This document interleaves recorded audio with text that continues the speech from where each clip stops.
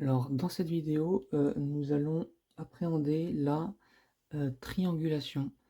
Tout simplement, cette méthode permet bien, d'avoir une idée de où l'on se trouve sur la carte quand on est perdu. Donc, je vais prendre cet exemple-là. Admettons voilà, que je suis parti, que je marchais là, je faisais le GR, hop, j'ai marché ici, tac, et puis à un moment ici, j'ai voulu visiter un petit peu les alentours, et bah, j'ai monté, là, je suis un petit peu sorti du chemin, je suis allé là, je suis revenu, et bah, je me suis un peu paumé, quoi, parce que je suis sorti du chemin. Donc, comment savoir où je suis sur la carte? Alors, premièrement, ce qu'il va falloir faire, c'est identifier des points remarquables. C'est-à-dire autour de nous, un chalet, une montagne dont on connaît le nom, un parking, des chemins, voilà. Il faut identifier des points remarquables. Donc la première chose, c'est que si on est perdu dans une forêt dense, où il n'y a que des arbres autour de nous, ça va être compliqué de se repérer. Ça m'est jamais arrivé, mais ce que je ferais, bah, c'est j'essaierai déjà de marcher un petit peu autour pour identifier des points remarquables. Essayer par exemple d'aller sur un point un peu plus en hauteur pour voir si je peux voir des points remarquables en contrebas. Parce qu'en fait, là, ce qu'on va avoir besoin, c'est d'identifier des points remarquables et de les mettre sur la carte. Donc voilà, faut pas non plus être perdu vraiment au milieu d'une forêt de sapins où tout est identique. Alors là, on part du principe qu'on est justement ici, donc on est à peu près à 1900 mètres d'altitude, et donc on a un peu une vision sur des éléments, des points remarquables en contrebas. Donc là, j'aperçois en bas, en contrebas, un chalet. Alors, soit je connais un petit peu les environs et je sais que c'est le chalet du refuge de Bise, puisque vous allez le voir, il faut pouvoir identifier ces points remarquables, hein. Il ne suffit pas de se contenter de voir un chalet, il faut l'identifier. Mais si voilà, je viens vraiment d'arriver dans le coin, je ne sais pas que c'est le refuge de Bise, donc là ça complique un peu les choses, mais ce qu'on peut faire, c'est tout d'abord orienter la carte, comme on l'a vu précédemment, pour avoir une idée, eh bien, pour que la carte soit orientée, tout simplement, et que ce qu'il y a autour de nous soit identique à ce qu'il y a sur la carte. Donc admettons, j'ai orienté, là je vois un chalet, donc je sais que c'est vers le nord, donc je me dis que ce chalet, ça doit être celui du refuge de Bise. Ok, très bien, donc là j'ai identifié le chalet. Ce que je vais faire, c'est que je vais relever l'azimut de ce chalet. Donc on l'avait vu dans une vidéo précédente, hein. On pointe notre boussole vers le chalet, et puis on va faire tourner le cadran jusqu'à ce que l'aiguille magnétique rentre à la maison. Et donc on va relever l'azimut. Donc là, je le répète, on ne relève pas sur la carte, hein. On relève sur le terrain l'azimut du chalet. Et puis on prend en note cet azimut. Admettons qu'il soit égal à 360 degrés. Donc on pointe bien vers le nord. Ce qu'on va faire, une fois qu'on a relevé cet azimut et qu'on sait qu'il est égal à 360 degrés, eh bien on va le transposer sur la carte. Donc on se met à 360 degrés, voilà, donc au nord. On a identifié le chalet, donc on se met comme ça sur la map, et ce qu'on va faire, c'est qu'on va faire bouger la règle comme ça là. On fait bouger la boussole pour que les flèches d'orientation ici, les flèches d'orientation verticale, soient parallèles au méridien, ou dans le cas présent sur le quadrillage UTM, parce que c'est plus simple. Donc on fait en sorte que ce soit parallèle, et voilà.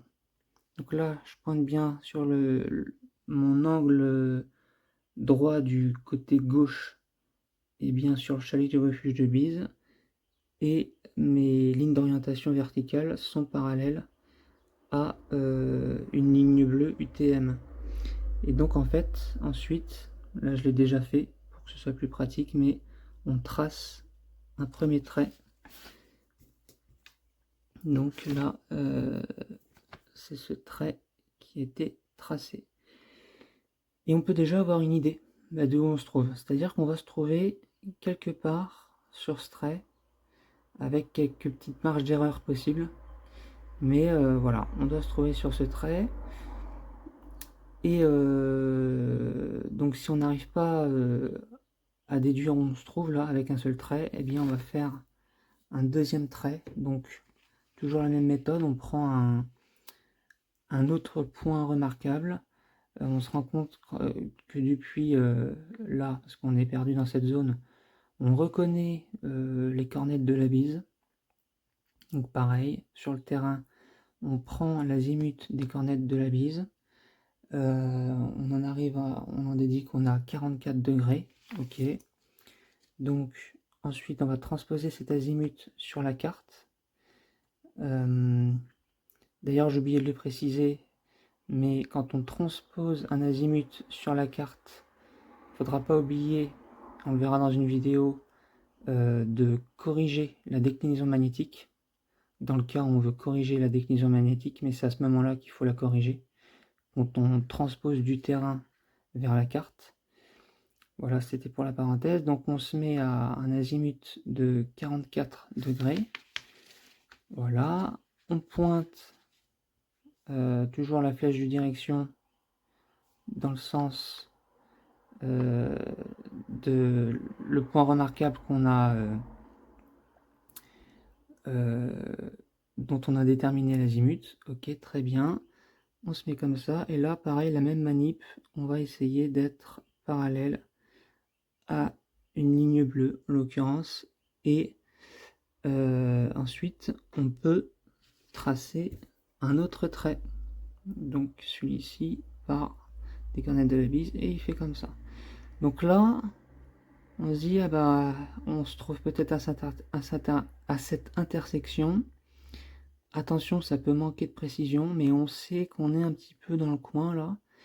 Et si on veut être encore plus précis, on prend un autre point remarquable. Admettons que je vois en contrebas un parking.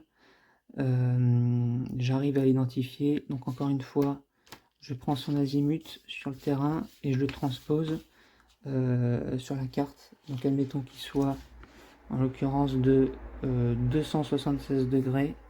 Donc c'est parti. Je le mets à 276 degrés.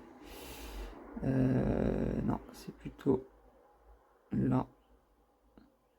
Voilà, je transpose sur la carte. Comme d'habitude, là les lignes d'orientation, je fais en sorte qu'elles soient parallèles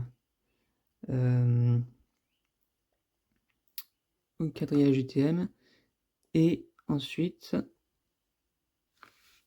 je trace mon trait. Et là,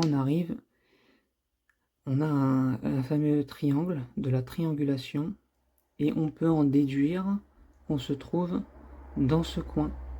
Alors, c'est pas forcément précis pour plusieurs raisons, parce que peut-être qu'on n'a pas été très précis en prenant les azimuts des différents points remarquables. On n'a peut-être pas été très précis quand on a tracé les traits. Enfin voilà, il y a plein de facteurs qui font qu'on peut perdre en précision. La déclinaison magnétique également, par exemple, si on ne l'a pas prise en compte. Mais on a quand même un ordre d'idée. Là, on se trouve dans ce triangle. Et on peut voir, si on place la règle là, donc il y a quand même, on se trouve dans ce triangle, mais à 50, 100, 150 mètres. Donc c'est variable, on se trouve dans cet environ là, à 100, 150 mètres près. Donc on voit que c'est pas si précis que ça. On peut essayer d'être encore plus précis hein, avec la pratique. Mais voilà, on peut partir du principe qu'on se trouve au milieu. Et essayer après de se repérer, de retrouver son chemin. Et ce qu'on peut faire également, si si on en a besoin là, c'est appeler les secours et leur dire qu'on se trouve ici. Alors on va pas leur dire, on peut pas, ça va pas être précis. En fait là, il faut bien sûr leur donner des coordonnées. Donc admettons qu'on appelle les secours et ce qu'on peut faire, on va le voir dans la vidéo suivante. Si j'en déduis que je me trouve ici, eh bien je vais pouvoir leur envoyer les coordonnées GPS de ce point ici et les secours pourront venir me chercher. Donc ça on va le voir dans la prochaine vidéo. Comment déterminer les coordonnées GPS sur une carte IGN. Voilà.